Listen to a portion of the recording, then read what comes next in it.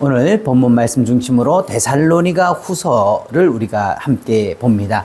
주제는 최후 심판은 반드시 있다. 무엇을 위하여? 하나님의 공의를 위해서. 그래서 오늘날 쉽게 이야기하면 종말론에 관해서 우리가 믿는 성도든 믿지 않는 사람이든 이 종말이라는 것을 대하는 태도에는 두 가지 이 유형이 나오는데, 종말 자체를 부인하고, 그래서 종말은 없다, 그냥 우리가 살다가 그냥 망하는 거다 라고 하는 무관심한 태도를 보이는 사람이 있고, 또 한 부류는 이 종말에 대한 막연한 두려움 때문에 이 종말, 시한부 종말론 같은 데 빠져가지고 인생을 탕진하는 사람들을 보게 됩니다. 그러나 사도 바울은 우리에게 종말을 기대하고 기다리되 자기 위치를 지키면서 기다려라 라고 하는 것을 이 데살로니가 후서를 통해서 권면해 주는 것이죠. 이 데살로니가 후서를 통해서 우리가 볼 수 있는 것은 뭐냐? 이 종말을 대하는 태도, 이것에 대해서 우리가 함께 살펴보기를 원합니다. 데살로니가 전서에서는요, 이 데살로니가 전서의 가장 핵심들이 뭐였냐? 1장을 보면 강림하실 것을 기다린다. 2장에서 그가 강림하실 때에, 3장에서 강림하실 때, 4장에서 친히 강림하시리니, 5장에서 가서 강림하실 때에, 이렇게 말씀하시는 강림, 매 장마다 예수 그리스도의 재림에 관하여서 강조하고 또 강조하는 거죠. 그러면 이 재림에 대해서 그렇게 강조한 이유가 뭐냐? 마지막 5장에서 그가 강림하실 때 너희가 흠없이 보존되기를 원해서 그래서 한 것이지, 두려워하거나 이것에 대해서 막연한 공포심을 가져가지고 뭘 하라는 것이 아니다라고 하는 것이죠. 그래서 데살로니가 후서도 역시 마찬가지로 이 데살로니가 전서에서 재림을 강조한 것을 부인하는 것이 아니라 이 요동치는 믿음의 공의의 닻을 내리게 하려고 하는 것이다. 재림이 필요한 이유. 그래서 그 재림을 기다리는 말세를 대하는 우리의 태도가 어떠해야 되냐라고 하는 것이죠. 데살로니가 후서를 기록한 목적은요, 이 데살로니가 전서를 통하여 가지고 주님의 재림의 날이 가까웠다라는 이 이야기가 퍼지면서 어떻게 되는 것입니까? 두려워하고 무서워하는 것들이 생긴 거죠. 이 말씀을 받아가지고 거짓 선지자들, 또 적그리스도 이 거짓 선생들이 나와가지고, 야, 우리가 기도해보니까 영으로 말이야 받았는데 이 주님의 재림이 임박했다. 이거 우리 옛날에도 많았잖아요, 그죠? 그래서 다미선교회 뭐 이렇게 해가지고 몇 년, 몇 월, 며칠, 몇 시에 주님이 구름 타고 재림하신다. 그래가지고 자기들끼리 흰 옷을 입고 막 그날 올라가겠다고 막 전국적으로 그냥 생방송을 해가지고 했는데 왔다 안 왔다? 안 왔다는 거죠. 안 왔으면 끝나야 되는데 그들이 또 뭐라고 또 말을 바꿉니까? 야, 서류 심판 중이라는 게, 서류 심판. 그때 다 올라갔는데 사람이 너무 많아가지고 주님이 지금 이제 그 올라갈 사람들 서류 심판하고 있으니까 그거 끝나면 다시 올 거다. 끝이 없죠. 그럼 또 말로, 사람들을 미혹하는 말로서 그렇게 한다. 어떤 이들은 사도 바울로부터 내가 이렇게 말을 들었다, 바울이 편지에서 이렇게 얘기했다 라고 하는 말들을 내세워가지고 사람들을 미혹하는 거예요. 그런 얘기를 들으니까 이 안 그래도 믿음이 깊지 않았던, 믿음이 흔들리고 있던 그들이 어떻게 됩니까? 마음이 막 흔들리는 거예요. 아, 어떡하지? 이거 어떻게 해야 되냐? 그러면서 어떡합니까? 3장에 보면은, 데살로니가후서 3장에 보면요, 어떻게 돼요? 게으르게 행하여서 도무지 일들을 하지 않고 일만 만드는 사람들이 생겨났다는 겁니다. 아니, 생각을 해보십시오. 주님 오실 날 가까이 오는데 학교는 가서 뭐 하냐는 거예요. 내일 모레 주님 오실 건데 내가 직장 다니면 뭐 하냐는 것입니다. 그래서 그냥 먹고 마시고 놀다가 그냥 주님 오시면 내가 들림 받으면 되지, 이렇게 일만 만드는 사람들이 있었다는 거예요. 그들을 향하여서 이 사도 바울은 뭐라고 말합니까? 3장 12절에 이런 자들에게 우리가 명하고 주 예수 그리스도 안에서 권하기를 조용히 일하여 자기 양식을 먹으라 하노라, 이렇게 말씀을 하고 있는 겁니다. 한마디로 말해서 잘못된 종말관이라고 하는 것은 영적인 혼란을 넘어서 자신과 사회에 심각한 해독을 끼치게 되는 거죠. 신앙의 균형과 조화가 필요하다라고 하는 것을 사도 바울은 강조해서 또 우리 가운데 말씀을 해주고 있는 것입니다.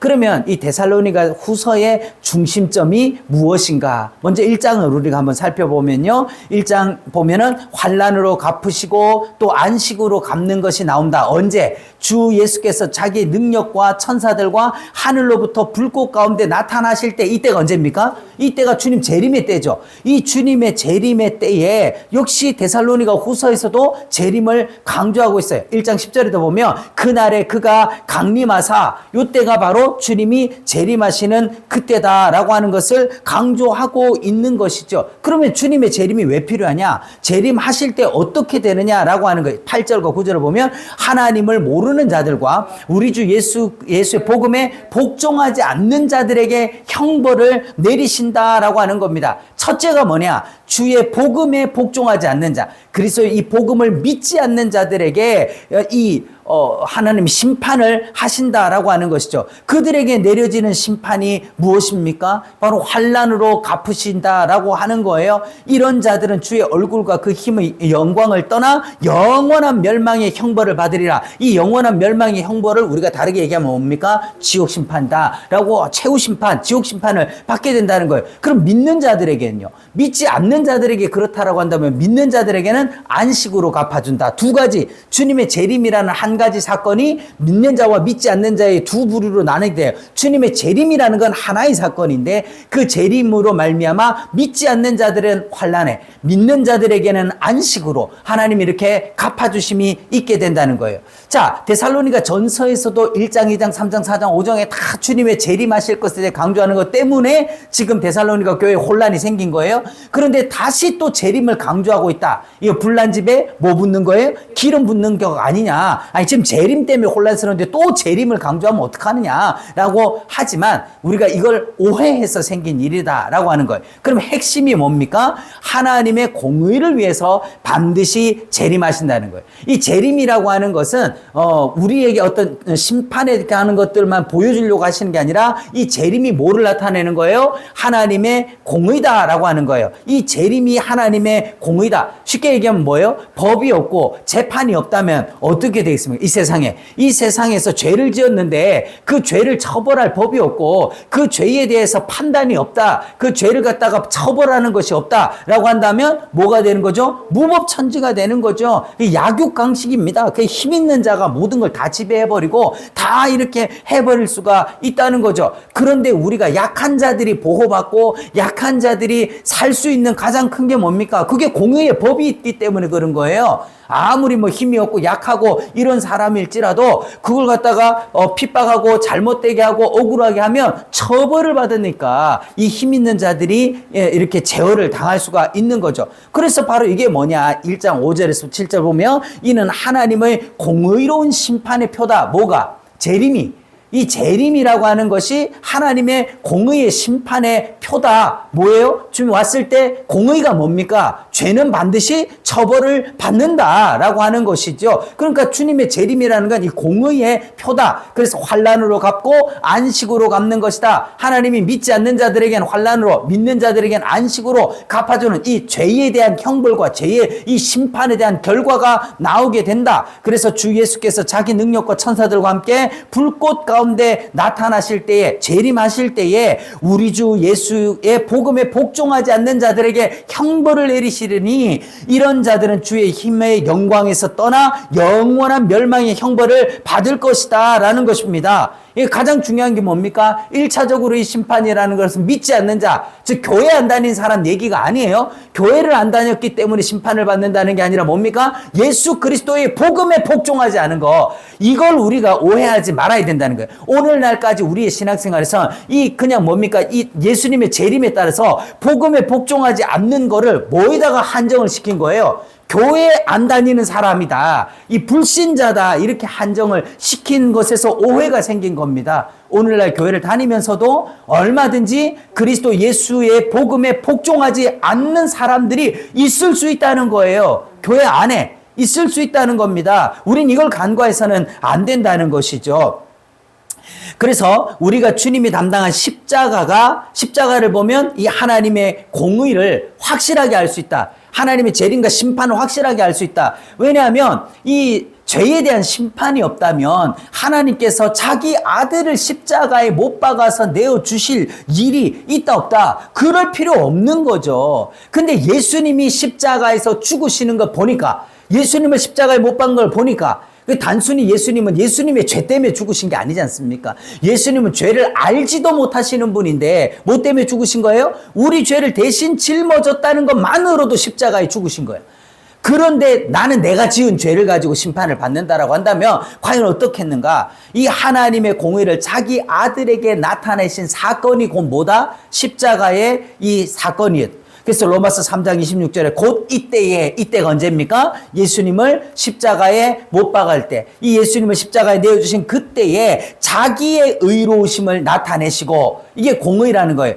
자, 쉽게 얘기하면 이런 거죠. 원래는 이 이 십자가를 누가 져야 되는 겁니까? 이 십자가에 누가 죽어야 되는 겁니까? 내가 죽어야 되는 거예요. 내가 죽어야 되는데 그것을 누구에게 담당시키셨어요? 예수님께 대신 담당시키게 해서 그 예수님이 십자가를 지시는 걸 통해서 하나님은 반드시 이 죄는 심판한다라는 걸 보여줬다는 거죠. 그리고 로마서 3장 25절에 이 예수를 하나님이 뭐로 세우셨어요? 화목제물로 세우셨으니 But why? 왜 하나님께서 예수님을 화목제물로 세우셨냐라고 하는 것입니다. 예수님이 예수님이 힘이 없어서 능력이 모자라서 십자가를 지신 것이 아니에요. 하나님이 그렇게 하셨다는 거예요. 하나님이, 그래서 이걸 원어를 보면은 프로티테마이, 세우셨다라고 하는 것이 이게 프로티테마이라는 뜻인데, 이 프로라고 하는 것은 정면에, 앞에라는 뜻이고, 티테마이라고 하는 것은 전시하다 이런 뜻을 가지고 있는 거예요. 십자가를 통해서 자기 아들을 못 박는 것을, 자 봐라, 예수님 내 아들이라도 남의 죄라도 뒤집어 쓰면 반드시 어떻게 된다? 죽어야 된다. 죄값은 사망이다. 그걸 하나님의 공의를 우리 가운데 다 보여줬다는 것입니다. 이것을 보고도 믿지 않는다라고 한다면 우리는 어떻게 되는 거예요? 이 십자가의 사건을 보고도 하나님의 공의의 심판을 부인할 것인가? 예, 우리는 어떻게 되는 것입니까? 이것을 볼 때, 십자가를 볼 때, 내 죄를 대신 짊어진 것만으로도 죽으시는데 내가 내 죄값을 스스로 갚아야 된다라고 한다면 어떻게 된다? 이 심판을 피할 길이 있다 없다? 없다는 거 알아야 된다라고 하는 것이죠. 만일 최후의 심판이 없다고 부인을 한다? 천국, 지옥 그런 게 어딨어. 주님의 재림이라는 것도 말이야. 그냥 예수쟁이들 예수 믿으라고 겁박하는 거고, 교회 다니는 사람들 그냥 아주 겁박해가지고 이렇게 저렇게 부려먹으려고 하는 거지. 오늘날 그렇게 생각하는 사람들 많습니다.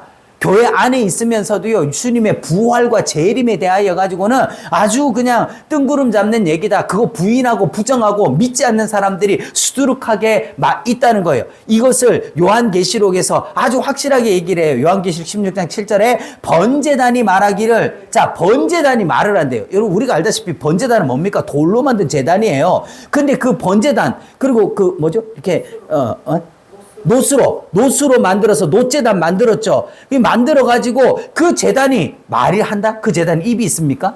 번제단이 말을 한다라고 하는 게 뭡니까? 이게 의인화해서 이 번제단을 의인화한 거죠. 그럼 이 번제단이 뭐에 대한 상징입니까? 그 번제단에 드려진 그 제물이 뭐에 대한 상징이에요? 예수 그리스도에 대한 상징 아닙니까? 우리 죄값을 대신하여 죽은 제물이 불탄 것이 번제단이에요. 근데 그 번제단이 뭐라고 말을 하느냐? 주 하나님 전능하시니요 심판하는 것이 참되시고 의로우시다. 자, 이 번제단을 통하여 자기 아들을 심판하시고 이 양이 죽어서, 소가 죽어서 그 번제단에 내 죄를 대신한 그 제물이 죽는 것을 통하여서 볼 때에 이것을 보고도 회개치 않고 이것을 보고도 우리가 돌아오지 않는다라고 한다면은 그 사람은 심판받아 마땅한 사람이다 라고 하는 것을 보여준다라고 하는 거죠. 데살로니가서 1장 8절에서 누구에게? 우리 주 예수의 복음에 복종하지 않는 자에게 형벌을 내리신다. 그 하나님의 공의가, 이 공의의 심판이 누구에게, 어떤 사람들에게 내리게 된다는 겁니까? 예수 그리스도의 복음에 복종하지 않는 자들에게 내릴 형벌이라는 거예요.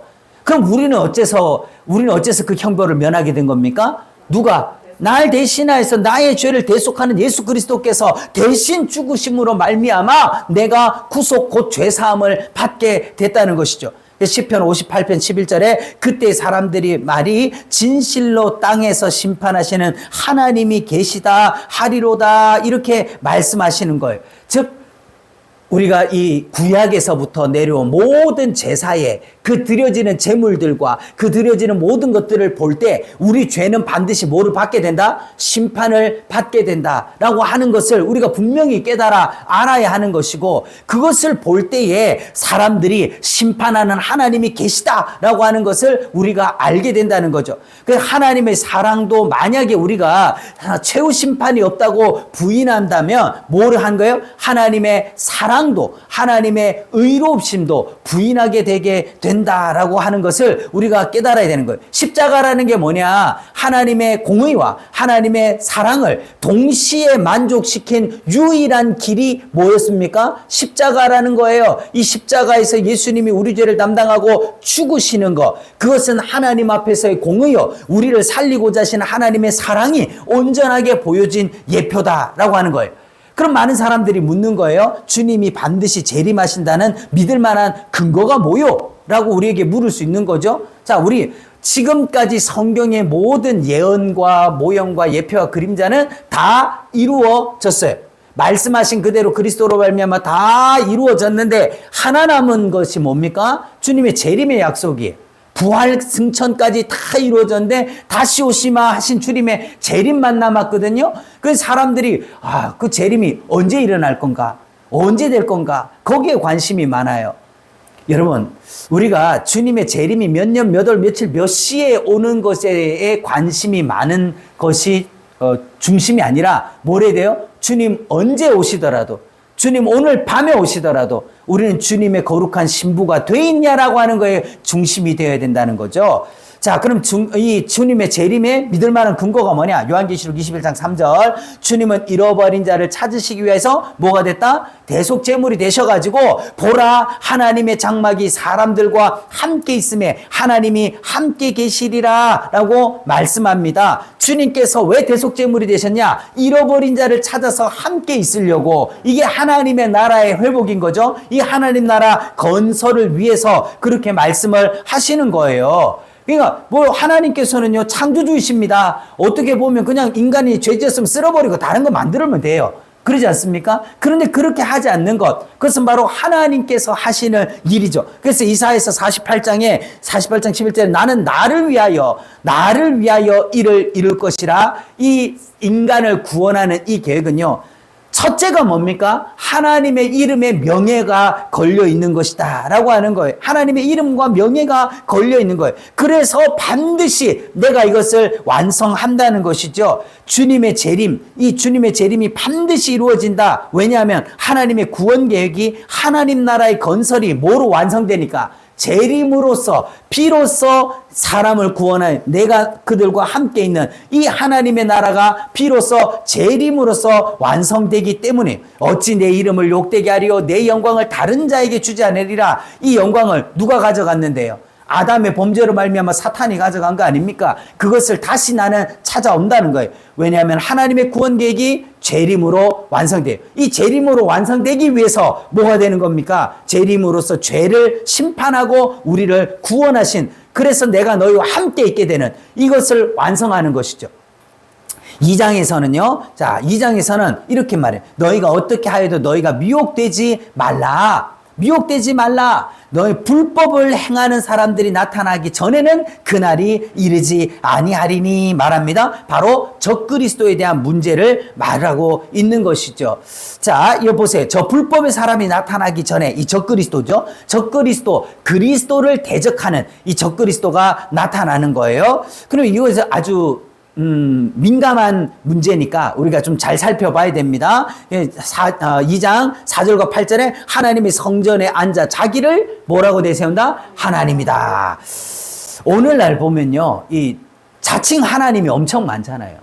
자칭 하나님, 하나님뿐만 아니라 자기만 유일한 사도다라고 말하는 사람, 보혜사라고 하는 사람 많이 나타나는 거예요. 그런데 이런 게 어떻게 나냐? 악한 자에 나타나는 하나님이 미혹의 역사를 그들에게 보내사 이렇게 말합니다. 누가 보냈다는 거예요? 저 불법을 행하는 사람이 나타나는데 그걸, 이 미혹하는 역사를 하나님이 보냈다. 근데 이걸 우리가 오해하면 안 돼요. 아, 하나님이 일부러 그렇게 하시는구나. 이거를 신학적으로는 허용작정이라고 그래요. 허용작정. 한마디로 말해서 미혹하는 자가 와서 자칭 하나님이라고 말하고 사람들의 영혼을 미혹하고 그렇게 하는 것을 하나님이 막지 않으셨다. 허용하셨다. 그냥 하셨다는 거예요. 왜? 거짓 것을 믿게 해서. 이렇게 해가지고 어떻게 하려고? 그것을 믿게 해가지고 또 진리를 믿지 않고 불의를 좋아하는 모든 자들로 하여금 심판을 받게 하려고 한다는 거예요. 쉽게 얘기하면 뭡니까? 하나님께서 이걸 허용하신 이유가 뭐냐? 거짓 선지자나 적그리스도나 거짓 교사들이나 이런 이단들이나 사이비들이 활동하도록 하나님이 허용하신 이유가 뭐냐? 진짜 이 알곡과 가라지를 나누는, 양과 염소를 나누는 그 역사, 하나님께서 거짓 것을 믿게 하고 진리를 믿지 않고 불의를 좋아하는 자, 이들은 원래부터 누구를 안 따랐다는, 예수 그리스도의 복음에 원래부터 복종하지 않았던 사람이라는 거예요. 자기 육신의 정욕이든 자기의 무슨 유익을 위해서 신앙을 가장하고 있었던 사람들이라는 거죠. 그들을 분리해내고 그들을 진짜로 이렇게 찾아내는 작업이라는 거예요.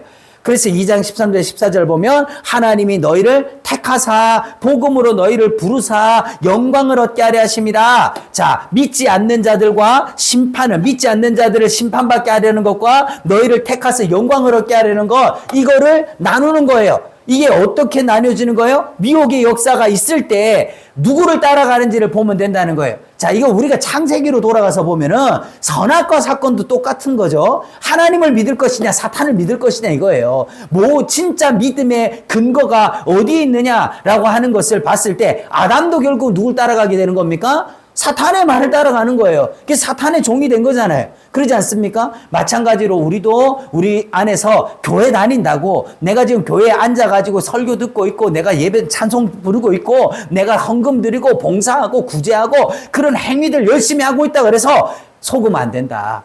그게 나쁘다는 게 아니에요. 그거 하면, 그런 거 다 필요 없고, 그럼 오직 막 기도만 하고, 그래야 된다는 얘기가 아니에요. 우리는 그것을 행하되, 본질을 행하되, 내가 그리스도의 복음에 복종하여 이 일을 하고 있는지를 잘 봐야 된다라고 하는 거죠. 그러므로 형제들아, 굳건하게 서서, 굳건하게 하시기를 원한다. 자, 굳건하게, 우리 어디에 굳건하게 서야 되는 거예요? 어디에? 복음의 말씀 위에 굳건하게 서야 되는 거예요. 우리가 어떤 행위나 노력이나 우리의 어떤 과정들에 대해서 그걸 나의 신앙의 근거라고 내세우는 것이 아니라 우리의 구원의 모든 근거를 어디에다가 닻을 내리고 굳건하게 있어야 된다는 겁니까? 십자가 복음 위에 하나님의 말씀 위에 굳건하게 서야 된다는 거죠. 그렇다면 미혹의 역사를 그들에게 보내신다는 그들이 누구인가? 누구에게 이 미혹의 역사를 보낸다는 거냐? 주체가 누구냐는 거죠. 자, 2장 11절을 보면 미혹의 역사를 그들에게 보내사 그렇게 말씀을 하고 있습니다. 그럼 이게 만약에 그들이 누군가 이 교회 밖에 있는 불신자들 얘기인가 교회 안에 있는 사람들에 대한 얘기인가 라고 하는 거죠. 2장 3절을 보면 누가 어떻게 하여도 너희가 미혹되지 말라. 먼저 뭐 하는 일이 있어야 된다? 배교하는 일이 있어야 된다 라고 하는 것을 말씀을 하고 있습니다. 이게 뭐예요? 이게 그럼 교회 밖에 있는 사람입니까? 교회 안에 있는 사람입니까? 배교를 하려면 입교를 해야 배교를 할 거 아닙니까? 교회 안에 왔던 사람이라는 교회 안에 있는 사람이죠.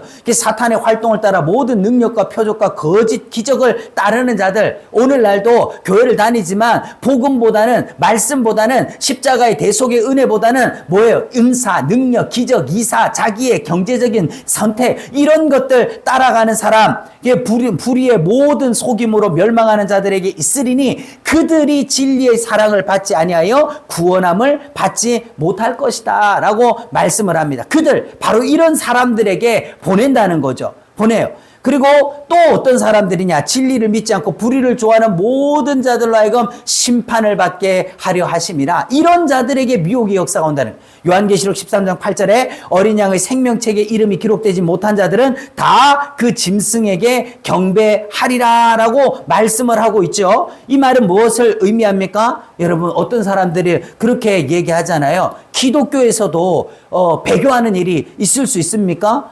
여러분 거듭난 사람이 거듭났다가 또 죽는 일이 있을 수 있습니까? 여기에서 배교라는 말은요, 미혹의 역사, 여기 미혹의 역사와 결부되어져 있죠. 그래서 사도 바울이 로마서에서 말씀한 미리 아시고 정하시고 부르시고 의롭다 하시고 영화롭게 하신 이 구원의 황금고리, 이거는 끊어진다, 끊어지지 않는다. 끊어지지 않아요. 왜? 그건 견인교리와 연결돼 있어. 이거는 미혹과 연결되어 있는 거죠. 그러니까 우리가 그것을 오해하면 안 된다는 겁니다. 한번 진실로 거듭나서 우리가 구원받은 자, 그리스도 예수 안에 있는 자는 끊을 수가 없는 거예요. 그런데 여기서 말하는 배교하고 이런 사람들은 어떤 사람이에요? 그리스도 예수의 구원의 복음 안에 원래 안 들어온 사람들이라는 거예요. 처음부터 안 들어와 있는 사람들이라는 거죠. 자, 조금 더 가보면요, 이 적그리스도의 그림자로 다니엘서에 보면 작은 뿔 하나가 나와서, 이때가 언제입니까? 안티오쿠스 에피파네스를 요거라고 이제 우리가 많이들 해석을 하는데, 배경은요, 바벨론 있죠? 바벨론이 누구에게 망하요? 메데 바사에게 망하. 이 메데 바사에게 망해서 바사왕 고레스가 칙령을 내려가지고 포로 귀환을 합니다. 그랬다가 또 이 바사가 어디에 망해요? 헬라에 망하게 되는 거죠. 그래서 이 헬라 가운데서 헬라 시대 때 안티오쿠스 에피파네스가 나오는 거예요. 우리가 알다시피 이 안티오쿠스 에피파네스라고 하는 것이 신이 나타났다, 이런 뜻이죠. 이 안티오쿠스가 자기를 부를 때 뭐라고 부르라는 거예요? 나는 에피파네스다, 이러는 거예요. 그래가지고 그 당시에 예루살렘 성전에서 제사를 드릴 때 돼지 피로 드리게 만들고 온갖 그리스 헬라의 신상들을 갖다가 성전에 갖다 세우게 하고 막 제사를 더럽히고 유대인들을 핍박하고 그런 일들이 벌어지게 됐던 것이죠. 그럼 이것이 무엇을 말합니까? 예, 불신자들입니까? 아니에요. 바벨론 포로에서부터 돌아왔던 그들.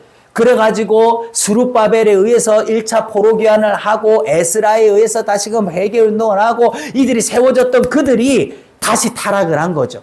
다시 타락을 해서 또 이제 헬라에게 들어가 핍박을 받게 되는 거예요. 이게 뭐 상징적인 그림인데 여기 나와 있는 뿔을 에피파네스라고 봅니다. 그런데 그의 악으로 말미암아 범죄함으로 인하여 그의 악이 뭡니까? 뭐였다는 거예요? 헬라로 이 바사에서 포로 귀환해서 남아있던 그 유대인들조차도 하나님을 버려버린 거죠. 그래서 백성이 매일 드리는 제사를 넘김받았다. 누구에게 넘겨줘 버리는 거예요? 악한 자들, 이방인들에게, 사탄에게 이렇게 넘겨줘버리게 되는 것이죠. 적그리스도에게 넘겨줬다는 거예요. 누가 그렇게 하시는 겁니까? 하나님께서 넘겨줬다는 거예요. 먼저는 바벨론에게 넘겨줬죠. 그들이 바벨론 포로로 끌려갔다가, 그런데 그들이 다시 바사에 의해서 바사왕 고레스의 칙령으로 돌아왔죠. 우리 주님도 우리 대신 내어준 바 되셨다는 거. 여러분, 이걸 우리가 기억을 해야 된다는 거예요. 하나님이 모르시게 이런 일들이 시행될 수가 있는가? 여러분, 모든 핍박이나 환난이나 이렇게 적그리스도나 모든 미혹하는 역사가 하나님 모르게 이렇게 될 수 있는 일이 있습니까? 없습니까? 만약 그렇다면 하나님은 전지하신 하나님이 아니고 전능하신 하나님이 아니게 되는 거죠. 다 이것은 뭐요? 하나님의 허용 속에서 되는 거예요. 하나님, 모든 악들도, 모든 미혹도 하나님의 허용 속에서 되는 건데, 뭐 때문에 그런 일을 하고 있다고요? 뭐 때문에? 우리의 믿음, 우리의 진실한 것, 우리 안에서 이 알곡과 가라지, 양과 염소를 나뉘어지는 그리스도 예수의 복음에 복종하는지 복종하지 아니하는지 그것들을 알게 하기 위해서다라고 하는 것입니다. 우리가 여기서 깨달아야 될 건요, 적그리스도는 언제만 나오는 게 아니라 종말에만 나타나는 게 아니라는 거예요. 종말에만. 요한일서 2장 18절 함께 봅니다. 적그리스도가 오리라는 말을 너희가 들은 것과 같이 지금도 많은 적그리스도가 일어났느니. 이때가 언젠데요? 요한일서가 기록된 때가 지금으로부터 2000년 전이잖아요. 2000년 전인데 그때도 이미 있었던, 그때도 많았다는 거예요. 그때도 조금 한둘이 일어난 게 아니라 그때도 많았다는 거예요. 그러면 지금은 어때요? 지금은 더 많겠죠. 지금은 더 많이 일어나는 거예요. 이것이 적그리스도의 영이라, 영이라, 오리라 한 말을 너희가 들었거니와 지금 벌써 세상에 있느니라. 이 적그리스도는요, 뭐예요? 어떤 현상이나 어떤 것이 아니라 영적이라는 거예요. 적그리스도의 영에 의해서 지배를 받는 자들, 이들이 다 적그리스도라고 하는 것이죠. 오늘날 한국교회에 있는 수많은 이단들도 마찬가지. 초대교회는요, 로마의 티투스 장군, 도미티안 황제, 이 초기 기독교를 가장 핍박했던 이 10명의 황제 가운데서 이 도미티안 황제가 최악으로 그리스도인들을 핍박했어요. 근데 그가 사람으로서 그렇게 한 게 아니라 뭐의 지배를 받은 거예요? 적그리스도의 영의 지배를 받는 거예요. 그 적그리스도의 영으로 말미암아 그들이 그렇게 핍박을 하는 거죠. 종교개혁자들은요, 교황제도 자체를 적그리스도라고도 말을 했어요. 오늘날도 뭐 교황이 쓰고 있는 관모가 거기에 뭐 적그리스도의 표 666이 있니? 이렇게도 얘기를 하죠. 그 시대마다, 그때마다. 반드시 뭐예요? 적그리스도의 영의 지배를 받는 자들에 의해서 행하여지는 그 모든 사람들이 다 적그리스도다. 오늘날도 적그리스도의 영의 지배를 받는 자들이 많이 있어요. 이들 대표적으로 우리가 뭐라고 볼 수 있습니까? 이단 사이비 교주들. 그런 자들 통하여가지고 이렇게 많이 하죠. 그런데 그들은 우리랑 분리되어 있으니까 신천지가 이단이다. 하나님의 교회가 이단이다. 저 몰몬교나 안식교나 뭐 예수 재림교나 이런 거 다 이단이라고 얘기를 해요. 근데 우리가 진짜로 경계해야 되고 우리가 정말로 심각하게 생각해야 될 건 뭡니까? 교회 안에 있는 적그리스도의 영인 거죠. 예, 거짓 선지자들. 하나님의 말씀을 왜곡하고 그리스도의 십자가 복음을 제쳐놓고 다른 것들로 대체하려고 하는 이 모든 것들 우리가 조심하고 경계해야 되는 것들이다. 3장에 가서는요, 너희는 선을 행하다가 뭐 하지 마라? 낙심하지 말아라. 우리가 전도를 하다가 선교를 하다가 신앙생활을 하다가 피곤하고 곤비할 때가 있지만 하나님께서는 작은 소자에게 냉수 한 그릇 떠준 것들도 잊어버리지 않는다. 우리가 격려와 위로를 하면서 위로를 받으며 낙심하지 말아라. 왜? 우리가 낙심하지 않을 근거의 가장 큰 것이 무엇입니까? 마지막 영원한 영광이 있으니까. 믿음의 모든 사람의 것이 아니다. 믿음은 모든 사람의 것이 아니다. 이게 참 엄청난 거죠. 너희를 굳건하게 하고 행할 줄로 확신하고 너희 마음을 인도하여서 그리스도의 인내에 들어가게 하시기를 원한다. 자, 그래서 너희는 선을 행하다가 낙심하지 마라. 믿음은 모든 사람의 것이 아니다. 그리스도의 인내를 배워라. 그리고 쭉 말씀들이 나오는 거예요. 게으르게 행하는 자들에게서 떠나라. 그 다음에 오직 수고하여 애써로 주야로 일을 해라. 이렇게 말씀을 하는 거죠. 그리고 어떡합니까? 친히 때마다 일마다 너에게 평강을 주신다. 누구에게? 먹고 놀고 있는 자에게 준다는 얘기입니까? 이게 믿음의 선한 싸움을 싸우고 있는 자들이 때마다 일마다 얼마나 은혜가 되고 복이 되는 일입니까? 때마다 일마다 믿음의 선한 싸움을 싸우고 육신적으로는 곤고하고 어렵고 낙심되는 일들을 만날지라도 우리가 낙심하지 아니하고 주의 복음 안에 있을 때에 하나님께서 이 일을 하신다는 거예요. 그럼 주님이 승천하신 후에 재림할 때까지 어떻게 살아야 되냐?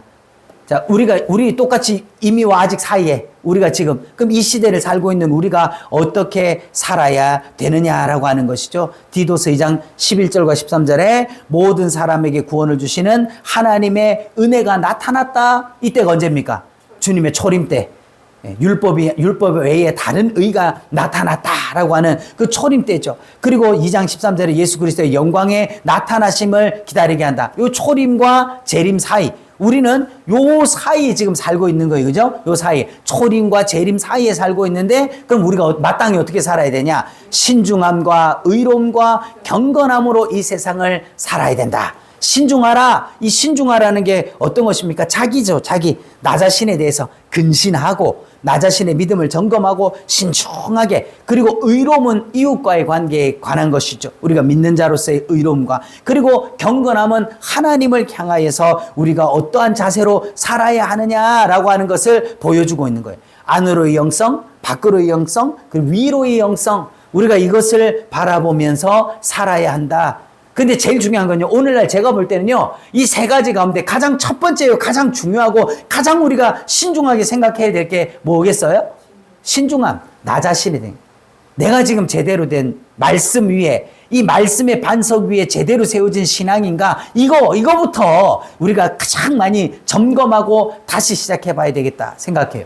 데살로니가 후서를 요약하면요, 너희는 선을 행하다가 낙심하지 마라. 낙심하지 않는 가장 큰 근거가 뭐예요? 그리스도는 반드시 재림하신다.